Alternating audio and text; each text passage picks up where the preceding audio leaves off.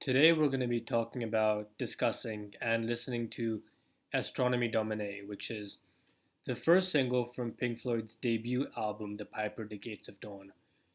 This was released in 1967, and like the entire album, it's a completely groundbreaking work of music. It's very, very creative, very unique, and it's got a bunch of things which I find extremely interesting, so we're going to talk about that. So, the title Astronomy Domine, um, it's pretty straightforward. Astronomy, of course, relates to the cosmos, gives a sense of the space, the whole style of space, and this fascination with space, which has been going on in the 60s, of course, with the whole USSR US space race. And this whole space culture and the idea of exploring out of this world had a big impact on music, and Pink Floyd was perhaps the biggest pioneer of space rock. Domine basically means domination, to go over, to control. And therefore, the title is sort of like going around and controlling and pioneering into outer space. And that's exactly what this piece of music gives you. Let's take a listen to the introduction and then talk about a few things.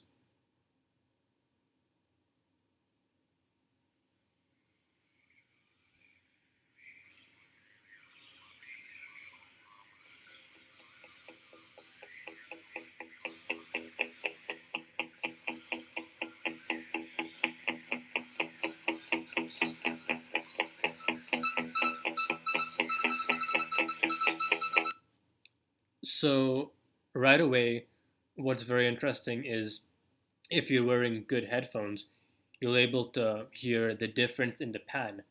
So, on the right side of the stereo, you will hear this radio distorted voice speaking, and then on the left side, you hear the riffing of the tan tan tan tan tan tan of the guitar.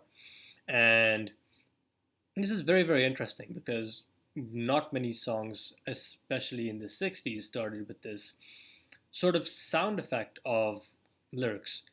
It's not too important what the guy's saying, but it just gives you the impression that you're sort of going into outer space and this is your radio man telling you instructions or whatever it is. So under this vocals, you have the riffing of the guitar, which adds a strong sense of rhythm. It's quite kind of hypnotic, and of course, what gives it that extra punch on top of these two is this electronic sound, which is, I think, played by the keyboard. All this combined creates a very, very interstellar, out of space, spacey sound. It sort of sounds like a computer machine from one of those 60s Soviet spacecrafts.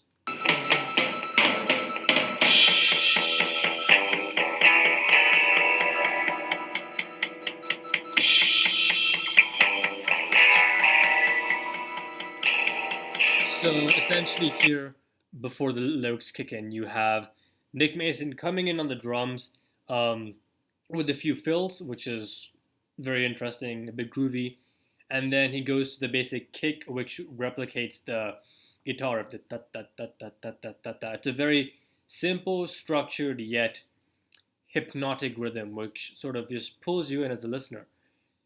And yep, and then we go on to the lyrics.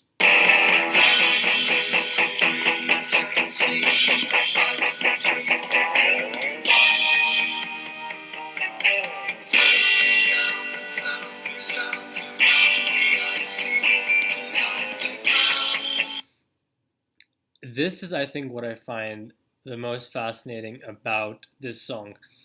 Um, Over here, you listen to, and you experience the genius of Syd Barrett's musical writing style. So, of course, when this album came out, Syd Barrett was the sort of spearhead of Pink Floyd, the creative force. And Syd Barrett had a remarkable style of writing and creating lyrics and music. So, what he does as a musician and as a poet is he doesn't really um, follow some sort of rhythmic convention. He sort of just writes and he does a lot of word painting, and he sort of builds off this sound. So um, the first line, "Lion in limpid green," and then let's listen to that again.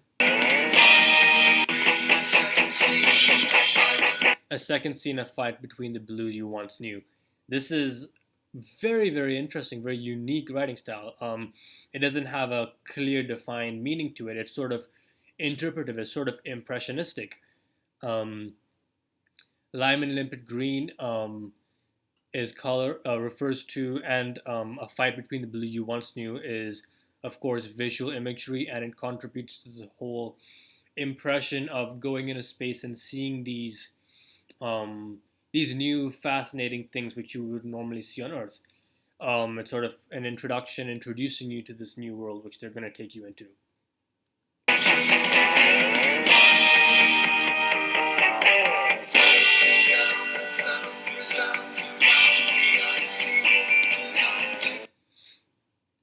This line is actually one of my favorite Syd Barrett lines of all time because of just the pure, simple assonance of the words.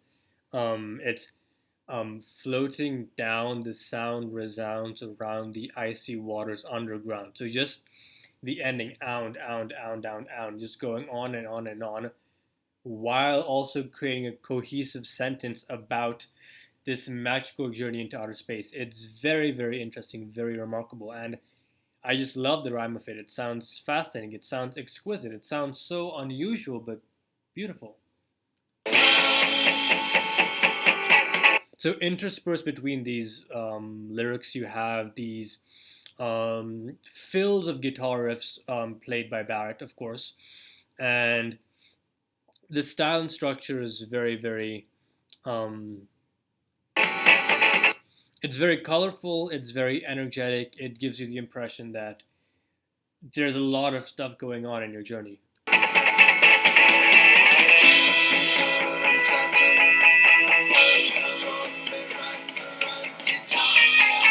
It's quite a chaotic piece in a way, not in a bad way, but there's a lot going on, especially with Nick Mason with his cymbal hits. It adds a very splashy, interesting sound palette. Of course, the guitar riffs are very, very catchy.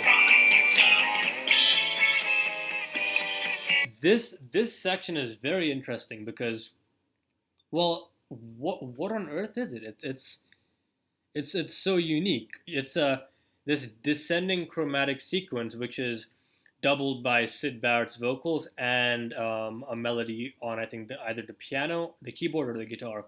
But it just almost sort of comes out of nowhere, and you're like, what on earth?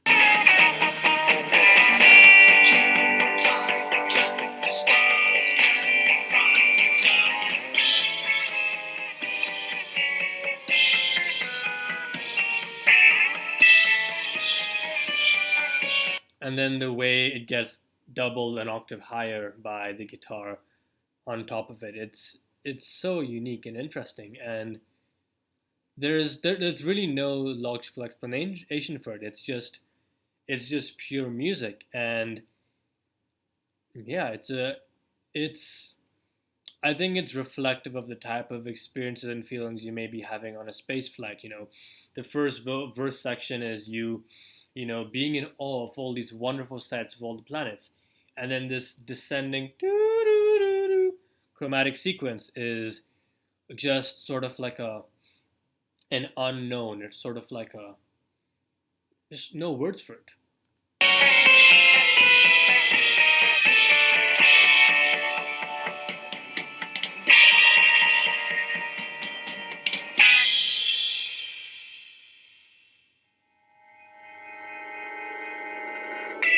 Very, very, very cool, crunchy, chromatic, harmonic, and dissonant chord used by Rick Wright. This is just basically a bridge going from one passage to the other, but the chord used, and then that ding over here, right here.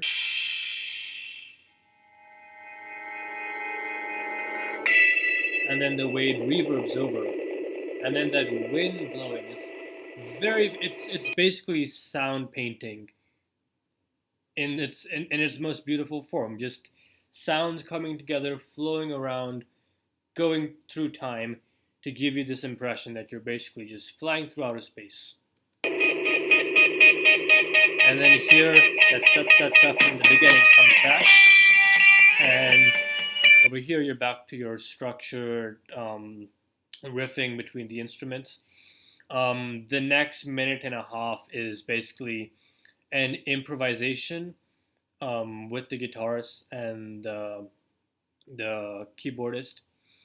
And this is very, very, very, very similar to what Pink Floyd would be doing at all their gigs. You know, at when they go to perform at different bars and clubs and outfits. They did a lot of improvisation, and this is perhaps the best reflection of what their improvisations may sound like. It's just Syd Barrett and Rick Wright just going back and forth with a bunch of different musical elements to create a unique, but still groovy and still catchy tune.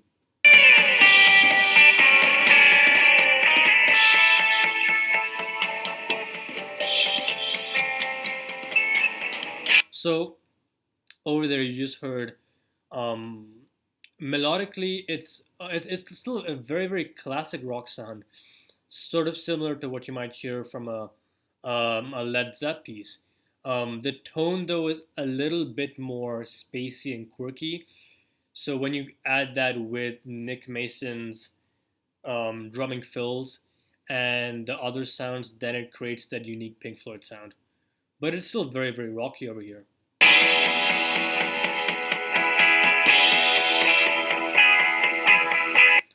Over here, though I said it's very rocky, you get that those pentatonic scale usages would create that mystical sound.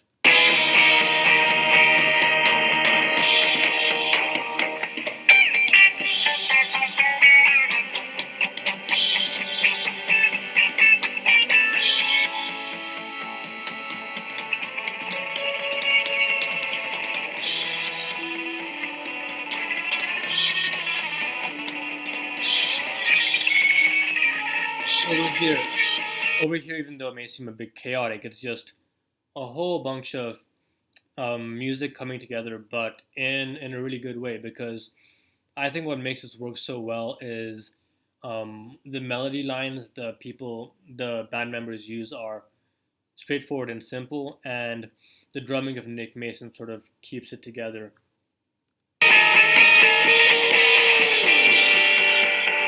And of course, here we are back with that spacey little sound. So of course, remind me more of putting out space.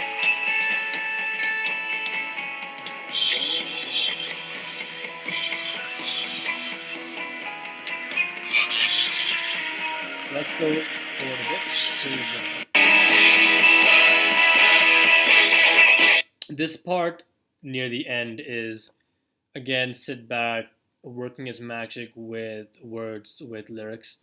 The lyrics are sort of nonsensical, but it's more the sound of the lyrics which matter a lot more. It's the just the sound profile which comes out of the word, the way you pronounce the words, especially flicker, flacker, flicker, flacker. That adds doesn't add too much poetic meaning. However, the sound is musical in a way. And then the pow, and then the crash of the cymbals. This part is very unique and very creative. It's almost like hip hop and beatboxing years later, where you're creating music, you're creating sounds, you're using your mouth and using non conventional forms of music. And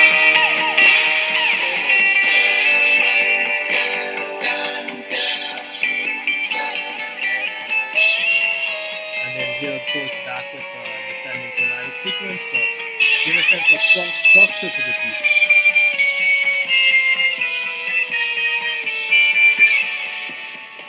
And then, of course, the piece goes out and exits with this canonic repetitive chant, which is the same first lyric of the beginning of the song.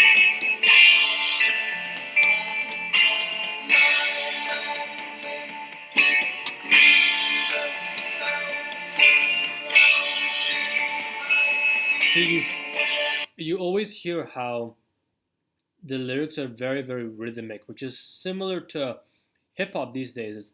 You can hear the lime and limpid green. You hear that rhythmic drive to it.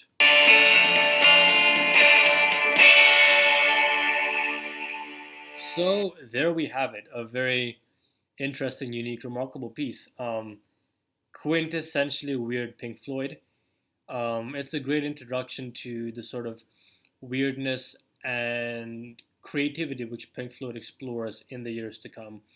Um, I think this piece is a perfect example of the usage of sound and word painting, and of course, using interesting musical timbres as well as um, catchy and